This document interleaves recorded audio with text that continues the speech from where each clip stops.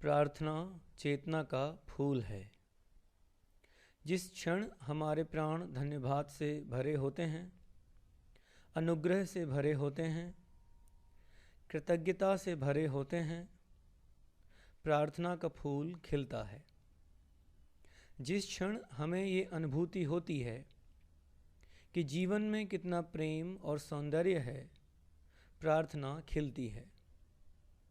जिस क्षण आनंद की मस्ती अंदर फूटती है, प्रार्थना खिलती है। जब होश की मिट्टी में धन्यवाद का बीज गिरता है, तब प्रार्थना खिलती है और इस प्रार्थना की सुगंध हमारे पूरे प्राणों में फैल जाती है। लेकिन ऐसे लोग विरले ही होते हैं जो इस सुगंध को जान पाते हैं। हमारी प्रार्थना तो बेजान सी, दुर्गंध से भरी हुई सी लगती है। वह क्या है जो हमारी प्रार्थना को मलिन और दूषित कर देता है? दो चीज़ें। एक तो हमारी दुखी चित्त की दशा, दूसरी हमारी यंत्रवत जीवन शैली। यदि हम ध्यान दें तो हम पाएंगे कि हम हमेशा शिकायत से भरे हुए जीते हैं। हम जब प्रार्थना करते हैं तब दुखी मन से करते हैं। उस प्रार्थना में शिकायत का भाव होता है। हम हमेशा कुछ मांग रहे होते हैं, तो हमारी प्रार्थना ना होकर भिक्षावृत्ति ज़्यादा हो जाती है। हर समय मांगते रहते हैं कुछ, और मांगना और शिकायत करना ये दो अलग शब्द नहीं हैं, ये दोनों एक ही चीज़ हैं। ये समानार्थी हैं। आप कब मांगते हैं? जब आप तृप्त नहीं होते उन चीज़ों से जो आपके पास हैं। यही तो शिकायत है। शिकायत का भाव असंतुष्टि से तो निकलता है। जब आप कुछ कमी महसूस करते हैं तब आप मांगते हैं। और प्रार्थना तो धन्यवाद है कि जो दिया है वह बहुत है। हम विश मेकिंग करते हैं। हमें सिखाया जाता है कि परमात्मा से कुछ मांगो। हम ये ध्यान नहीं देते कि जो कुछ भी हम मांग रहे हैं उस पर हम ईश्वर की निंदा ही कर रहे हैं। अंदर अंदर हमारी मांगें ईश्वर की निंदा ही हैं। ये बड़ा विरोधाभासी लगता है, लेकिन आश्चर्य होगा आपको ये जानकर कि जो भी तथाकथित धार्मिक व्यक्ति होता है, जो हमेशा प्रार्थना करता दिखाई देता है, दरअसल वो ईश्वर का प्रेमी ना होकर ईश्वर का निंदक है, ईश्वर का आलोचक है। अब एक तरफ तो ये भक्त कहता है कि प्रभु तुम दयालु हो, कृपालु हो, सर्वज्ञ हो, और जब प्रभु सर्वज्ञ है ही तो फिर मांगना क्या है? वह तो जानता है तुम्हें कब क्या कितना चाहिए। उसे तो सब पता है, सर्वज्ञ है, उसे ज्ञात है कि तुम्हारी आवश्यकता क्या है। फिर उसे क्या याद दिला रहे हो मांग मांग कर? तो हमारी प्रार्थना ना होकर ईश निंदा बन जाती है, वह ब्लेसफेमी हो जाती है। इसीलिए कोई आश्चर्य नहीं है कि दुनिया में ज़्यादातर जो आस्तिक लोग हैं वे गहरे में नास्तिक ही हैं। क्योंकि नास्तिक तो कभी प्रार्थना ही नहीं करता, तो वो शिकायत भी नहीं करता, वो कुछ मांगता भी नहीं। लेकिन आस्तिक हर समय मांगता ही रहता है, यह चाहिए वह चाहिए, फिर इसे प्रार्थना भी कहता है। इसमें आश्चर्य तो है ही नहीं कि कोई उसकी प्रार्थना में सुगंध होती ही नहीं है। भिक्षावृत्ति से क्या सुगंध आनी है? सुगंध तो देने में है। पूरे समय मांगने में क्या सुगंध होनी है? याद रखिए, जब भी आप कुछ मांग रहे होते हैं प्रार्थना में, आप गहरे में शिकायत कर रहे होते हैं। अपने भगवान की कार्य प्रणाली पर संदेह कर रहे होते हैं, उसकी विश्वसनीयता पर संदेह कर रहे होते हैं। आप उसे बता रहे होते हैं जो सब कुछ जानता है, उसे बता रहे होते हैं कि क्या किया जाना चाहिए। एक दिन मैं एक गीत सुन रहा था, उसकी बड़ी सुंदर पंक्ति थी, बिन बोले सब कुछ जानता। जो हृदय ये जानता है कि बिन बोले सब कुछ जानता, वही प्रार्थना कर सकता है। उसे बताना क्या है, उसे तो सब पता है। जब तक कि आपकी मांगें पूरी नहीं गिर जाती, तब तक प्रार्थना तो खिल ही नहीं सकती अंदर। प्रार्थना का जन्म मांग रहित चित्त में ही होता है। मन की कुछ चालाकियां हैं जिन्हें हम समझ नहीं पाते। मेरे एक मित्र हैं जो हमेशा ही दुखी रहते हैं।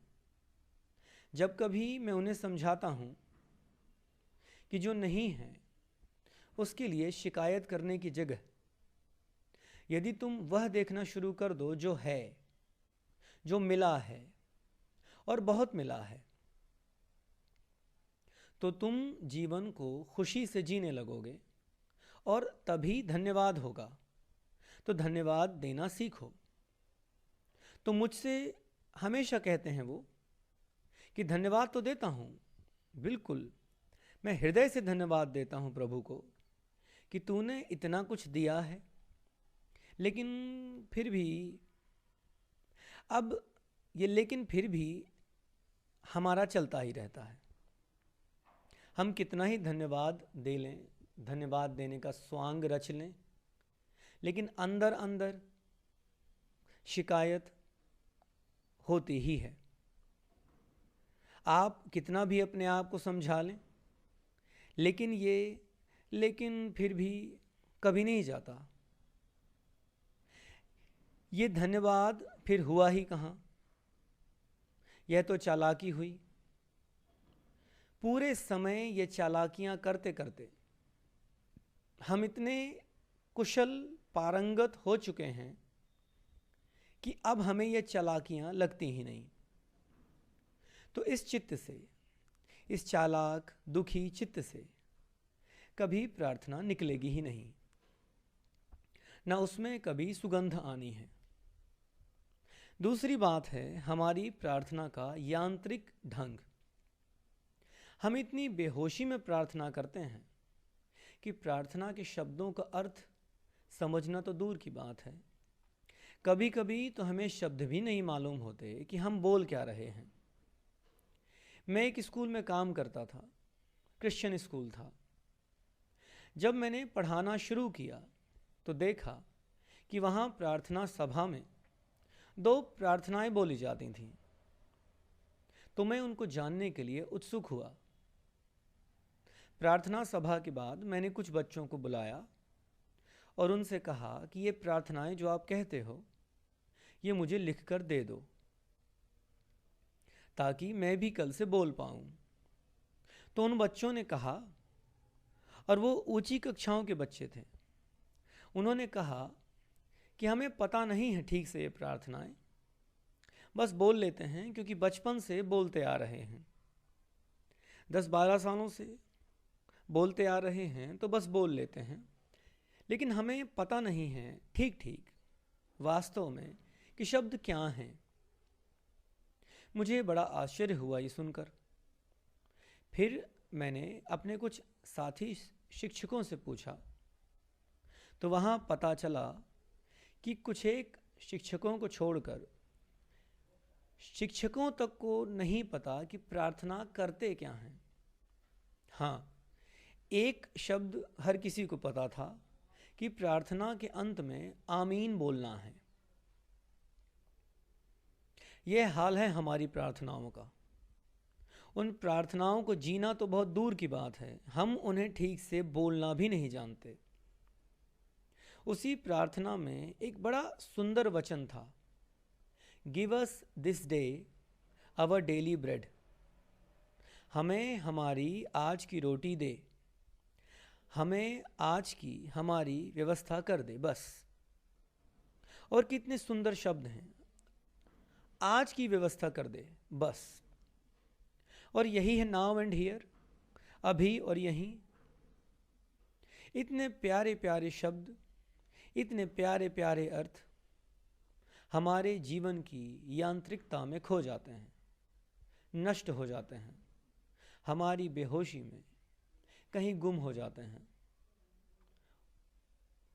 आप भी जो प्रार्थना करते हैं, ज़रा गौर करके देखिए, क्या आपको उन प्रार्थनाओं के शब्द, उनके शब्दार्थ पता हैं? क्या आपने उन शब्दों को जिया है? हिंदुओं की एक प्रार्थना है, असतो मां सद्गमया, असत्य से मुझे सत्य की ओर ले चल, तमसो मां ज्योतिर्गमया, तमस से मुझे ज्योति की तरफ ले चल, अंधेरे से मुझे प्रकाश की तरफ ले चल। हम ये सब रटते रहते हैं।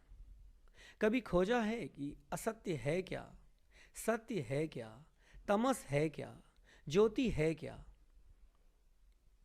इसको मशीन जैसे, तोते जैसे रटते रहना, इन प्रार्थनाओं को, इसमें कभी सुगंध आनी है कोई? यह तो मृत है, जैसे एक टेप रिकॉर्डर चल रहा है।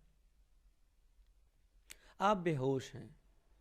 उस प्रार्थना में जब तक उतरते नहीं हैं, गहरे डूबते नहीं हैं, तब तक प्रार्थना मृत है।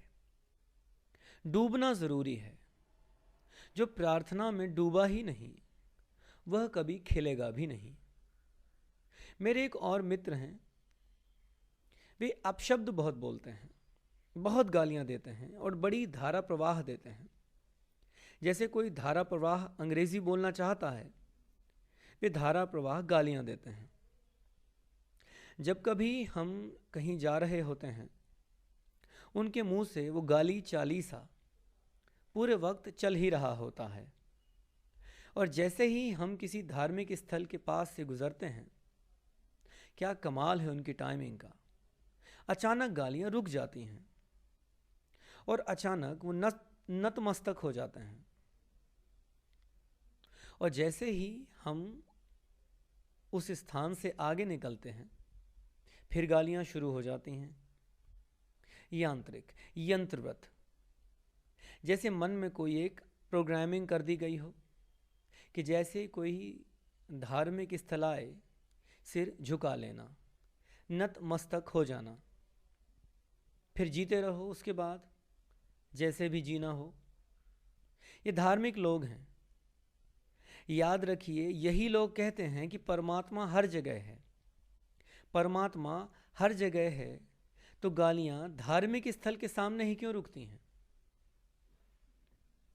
फिर तो वे कहीं भी नहीं होनी चाहिए।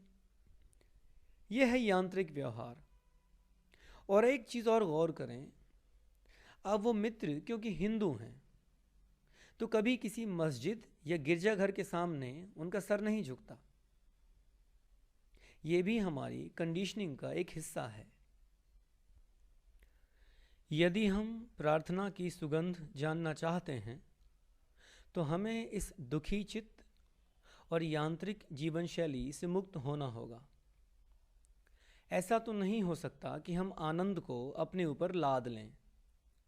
मतलब आनंदपूर्ण चित्त की दशा थोपी नहीं जा सकती है। आप सोच सोच के आनंदपूर्ण नहीं हो सकते। जब तक वह एक सहज अवस्था ना बन जाए, जब तक आप सहज आनंद में ना हों, मन की चालाकियों से बचना मुश्किल है। अब ये आनंद आता कैसे है? थोड़ा सा जागरण चाहिए। बस आप थोड़ा सा अवलोकन करें अपने जीवन के बारे में, और आप पाएंगे कि जीवन ने हमें बहुत बहुत कुछ दिया है। बिना मांगे इतना कुछ दिया है।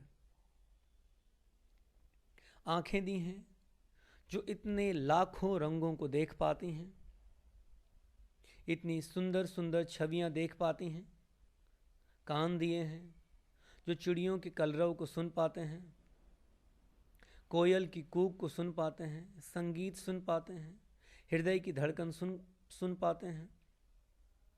पैर दिए हैं, हम झूम पाते हैं, नाच पाते हैं, कितना कुछ। हमारा शरीर ही परमात्मा का कितना बड़ा उपहार है।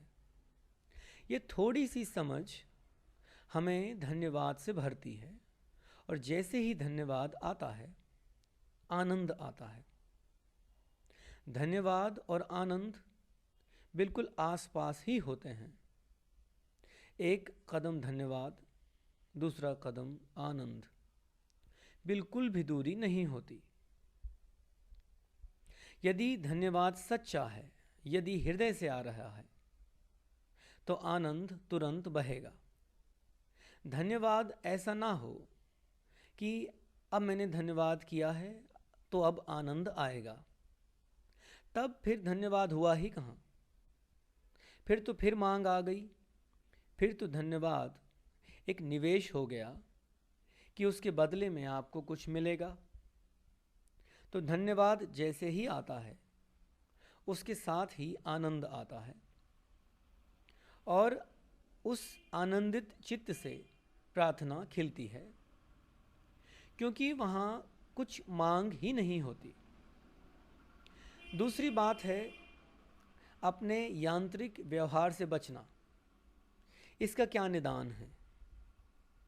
इसका निदान है होशपूर्ण जीवन, हर एक क्षण जागे जागे जीना। कोई भी काम यह देखते हुए, जानते हुए करना कि मैं ये कर रहा हूँ। जहाँ शरीर हो आपका, वहीं आप भी हों। कोई भी कार्य कर रहे हों आप, उसके प्रति सचेत होकर जिएं। यह है होशपूर्ण जीवन। तो आनंद, धन्यवाद, होश, ये सब जब मिल जाते हैं एक साथ, जब ये सब नदियाँ एक साथ मिलती हैं, तो इनके संगम का नाम है प्रार्थना। जिसने इस प्रार्थना को जाना, उसने ये जाना कि प्रार्थना के लिए शब्दों की कोई आवश्यकता नहीं होती। ये आनंदित चित्त, ये सजग चेतना जहाँ भी होती है, वहीं प्रार्थना होती है।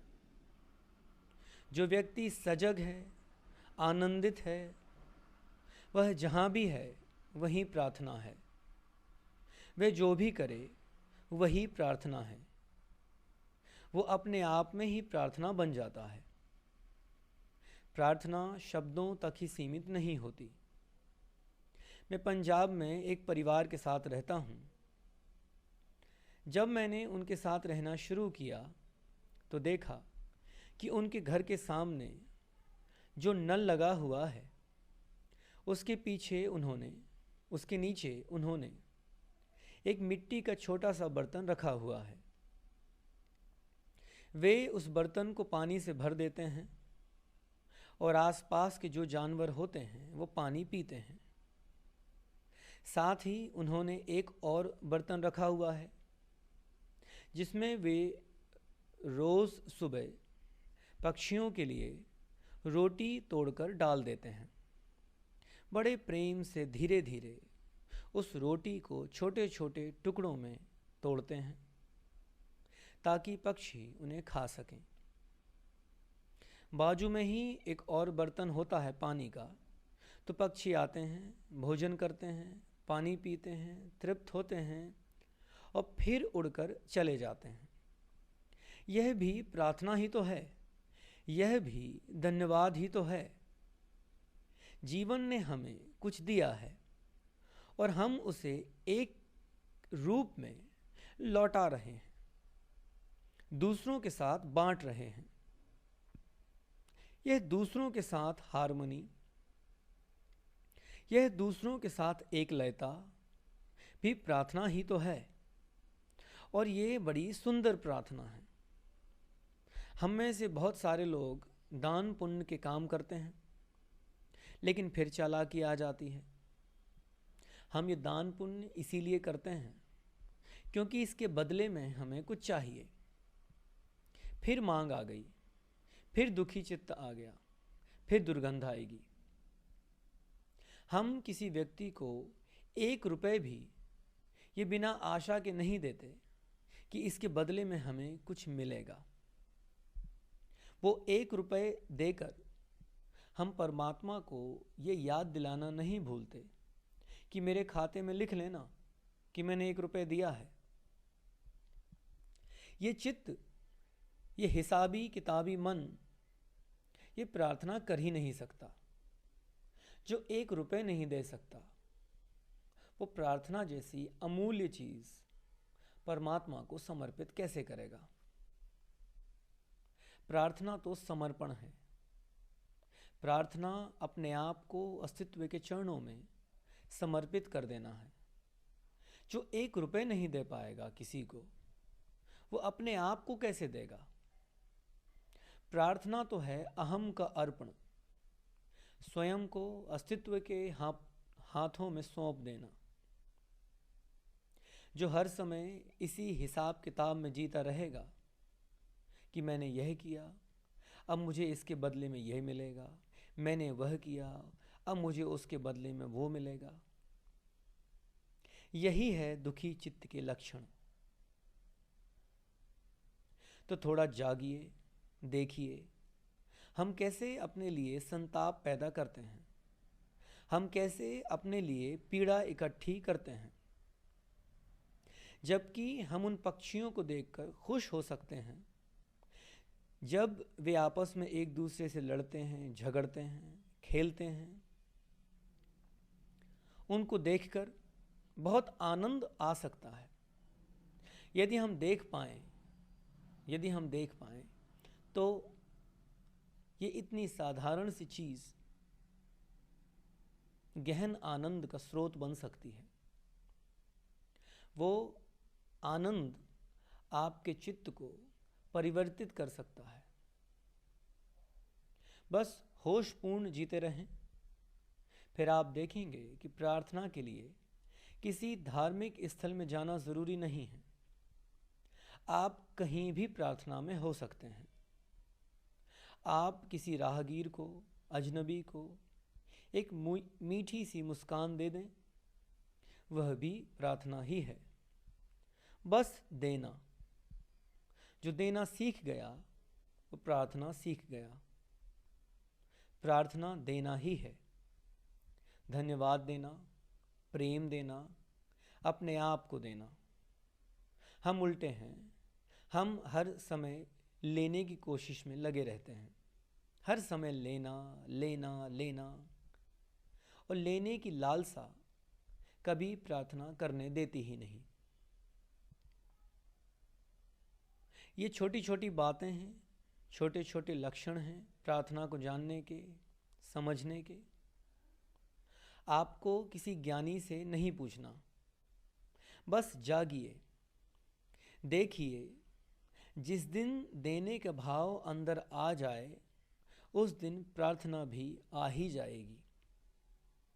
फिर जिसने एक बार देने का आनंद जान लिया, उसने तो यह भी जान लिया कि देते जाओ, खाली होते जाओ, परमात्मा भरता ही जाएगा।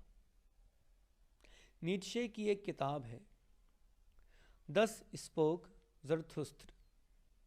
इसमें ज़रथुस्त्र कहता है कि मैं आनंद से भरा हूँ, मैं आनंद के शहद से भरा हूँ, और मैं उन लोगों को ढूंढ रहा हूँ जिनके साथ मैं इस आनंद का शहद बांट सकूं। यह है प्रार्थनापूर्ण हृदय जो कुछ देना चाहता है। वह ढूंढ रहा है लोगों को, उन्हें कुछ दे सके, और हम ढूंढ रहे हैं लोगों को कि उनसे कुछ ले सकें। आगे ज़रथुस्त्र कहता है कि अब मैं फिर से रिक्त हो जाना चाहता हूँ, खाली हो जाना चाहता हूँ, क्योंकि वो जानता है, उसे मंत्र मिल गया है, उसने यह रहस्य जान लिया है कि जितना जो खाली होता जाएगा वह उतना फिर फिर फिर भरता ही जाएगा। जिसने देने का आनंद जाना, उसने प्रार्थना जानी, और फिर वह प्रार्थना अलग ही प्रार्थना है, किसी और जगत की प्रार्थना है।